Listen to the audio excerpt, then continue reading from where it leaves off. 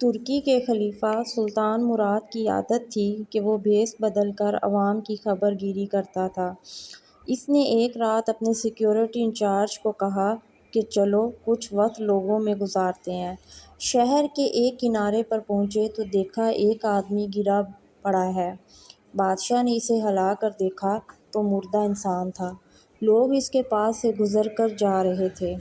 بادشاہ نے لوگوں کو آواز دی، ادھر آؤ بھائی۔ لوگ جمع ہو گئے اور وہ بادشاہ کو پہچان نہ سکے۔ پوچھا کیا بات ہے؟ بادشاہ نے کہا آدمی مرا پڑا ہے، اس کو کسی نے کیوں نہیں اٹھایا؟ کون ہے یہ اور اس کے گھر والے کہاں ہیں؟ لوگوں نے کہا یہ بہت برا اور گناہ گار انسان ہے۔ تو سلطان مراد نے کہا کیا یہ امت محمدیہ میں سے نہیں ہے؟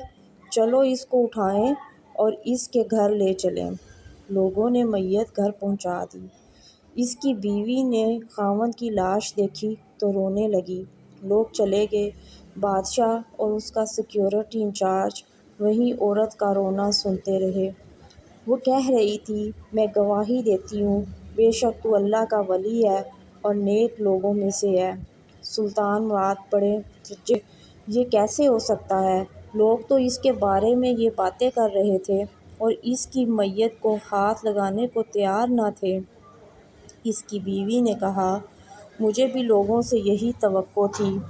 اصل حقیقت یہ ہے کہ میرا خاوند ہر روز شراب کھانے جاتا، جتنی ہو سکے شراب خریدتا اور گھر لا کر گڑھے میں بہا دیتا اور کہتا کہ چلو کچھ تو گناہوں کا بوجھ مسلمانوں سے ہلکا ہو۔ اسی طرح رات کو ایک بری عورت کے پاس جاتا اور اس کو ایک رات کی اجرت دے دیتا اور اس کو کہتا کہ اپنا دروازہ بند کر لے، کوئی تیرے پاس نہ آئے۔ گھر آ کر کہتا الحمدللہ آج اس عورت کا اور نوجوان مسلمانوں کے گناہوں کا میں نے کچھ بوجھ ہلکا کر دیا ہے۔ لوگ اس کو ان جگہوں پر آتا جاتا دیکھتے تھے۔ میں اسے کہتی تھی کہ یاد رکھ جس دن تو مر گیا لوگوں نے تجھے غسل دینا ہے، نہ تیری نماز پڑھنی اور نہ تجھے دفنانا ہے۔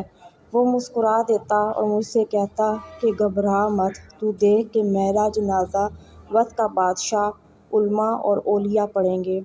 یہ سن کر بادشاہ رو پڑا اور کہنے لگا میں سلطان مراد ہوں، کل ہم اس کو غسل دیں گے، ہم اس کی نماز جنازہ بھی پڑھائیں گے اور اس کی تدفین بھی ہم کروائیں گے۔